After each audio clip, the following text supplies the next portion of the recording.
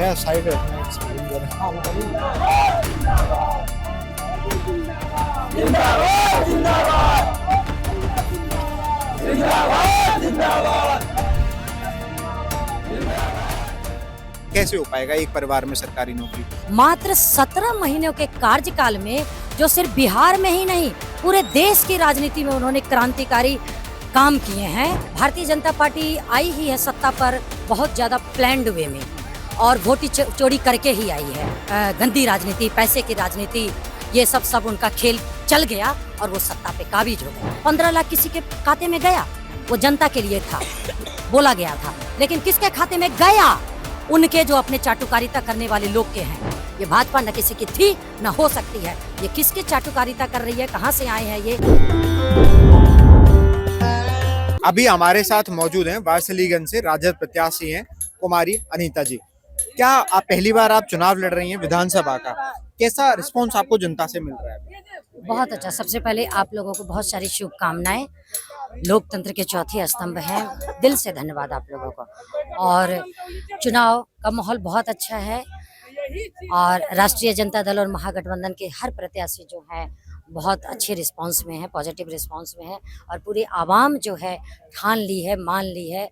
और ये चुनाव जो है वो इनकलाब का इम्तिहान है जनता मालिकों का।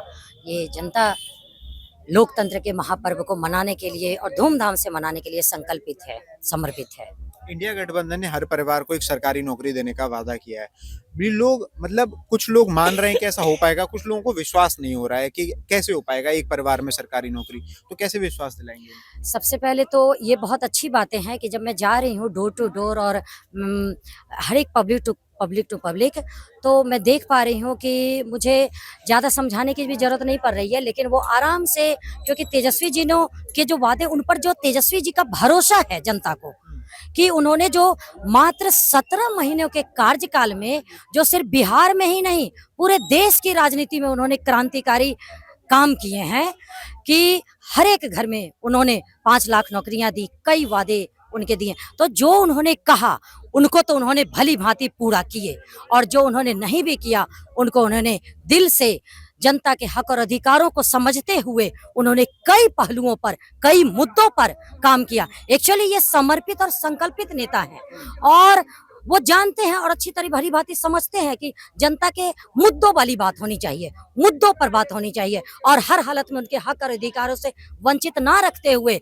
उनको आईना बताना है, समझाना है और हर हालत में उनको देना है, उनको हाथे में देना है। वो संकल्पित सारी चीजें उनके हक और अधिकार है।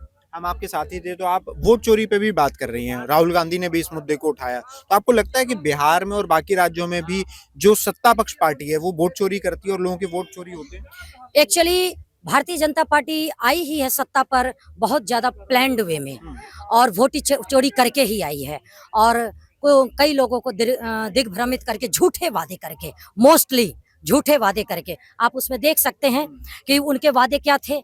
जो भी वो मंच पर साझा करते हैं कि मैं ये करूंगा जनता के लिए, वो जनता के लिए झूठे होते हैं, जनता को बहलाने वाली बातें होती हैं।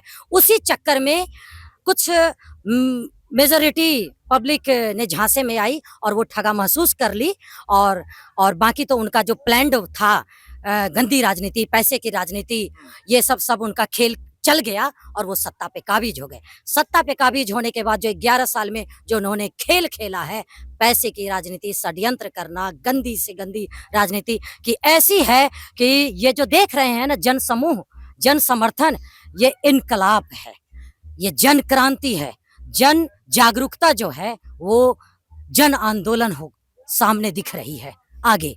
इसलिए भारतीय जनता पार्टी का सुपरा साफ करने के लिए ये जन क्रांति रुकेगी नहीं, जन जागरूकता रुकेगी नहीं, ये इनकलाब होकर रहेगा। ये चुनाव को पूरे आवाम इनकलाब के रूप में देख रही है, एक चुनौती के रूप में देख रही है। आपके सामने जो प्रतिद्वंदी हैं वो भाजपा से हैं और भाजपा इस समय बिहार में भी है और केंद्र में भी है।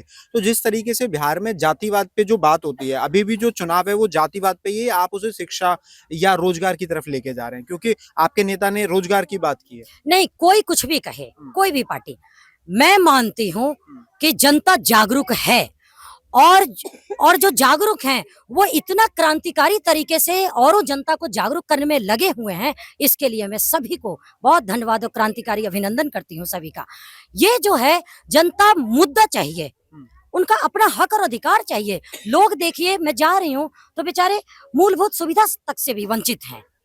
तो बताइए क्या कहेंगे। मैं बहुत समय कम है भाई, इसलिए आप जनता के बीच जाइए, देखिए, आप देख पा रहे हैं कि कैसे ये लोग वंचित हैं, है ना। और रही बात सरकार का, जो चल रहा है, जो वर्तमान सरकार है, डबल इंजन की सरकार है, वो क्या खेल के लिए, वो मेरे विरोध में है, मेरे विपक्ष में है, इसलिए मैं उसके लिए विपक्ष में बातें नहीं कर रही हूँ। हकीकत में डाटाबेस, प्रैक्टिकल वे, और आप एनालाइज करके देखिए हर मुद्दे पर। मैंने बोला ना कि उन्होंने जब मंच से जो बोलते हैं वो उनके बातें झूठे होते हैं। वो किसके लिए होते हैं? वो सिर्फ उनके जो चाटुकारिता करने वाले जो लोग होते हैं उसी के लिए होते हैं। जस्ट शॉर्ट में मैं एग्जांपल दे देता हूँ। 15 लाख किसी के खाते में गया, वो जनता के लिए था, बोला गया था, लेकिन किसके खाते में गया? उनके जो अपने चाटुकारिता करने वाले लोग के हैं, उनके खाते में। बताइए, उन्हीं के शासनकाल में, बीजेपी के शासनकाल में 2000 का नोट लाया गया, और उन्हीं के शासनकाल में इतनी जल्दी बंद क्यों कर दी गई? बताइए, ये क्यों की गई? ये पूरी जनता आवाम जान रही है, समझ चुकी है। वो सिर्फ काला धन लाने वाले थे ना, काला धन तो लाया नहीं। काला धन को अपने लिए, ये काला धन वहां भी इसी लोग के थे और आज भी, लेकिन काला धन को अपने लोगों के लिए बहुत अच्छे तरीके से और लाकर सुरक्षित करने के लिए 2000 का नोट लाया गया था। ये बहुत एग्जाम्पल ही नहीं, ऐसे कई इतने एग्जाम्पल है ना कि आपके दिन रात कम पड़ जाएंगे भाइयों। लेकिन लोकतंत्र के चौथे स्तंभ है। मेरा विनती है आपसे कि आप हमारे समाज को, जो आज अपने आप को, जो मोस्टली जो मीडिया है, ऑल नेशनल चैनल्स जो हैं, जो गोदी मीडिया के नाम का नॉमिनेट हो गए, तो ये अच्छी बातें नहीं है।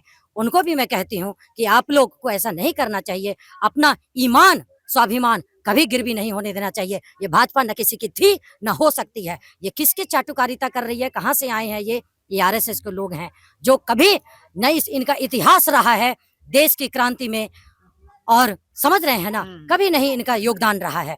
तो ये लोग जो चाटुकारिता करने वाले लोग कभी किसी के हो सकते हैं, वो तो सब दिन डिपेंडेंट हैं। तो डिपेंडेंट लोगों को मैंने स्वतंत्र प्रभार दे दिया, अपने देश की कमान दे दी।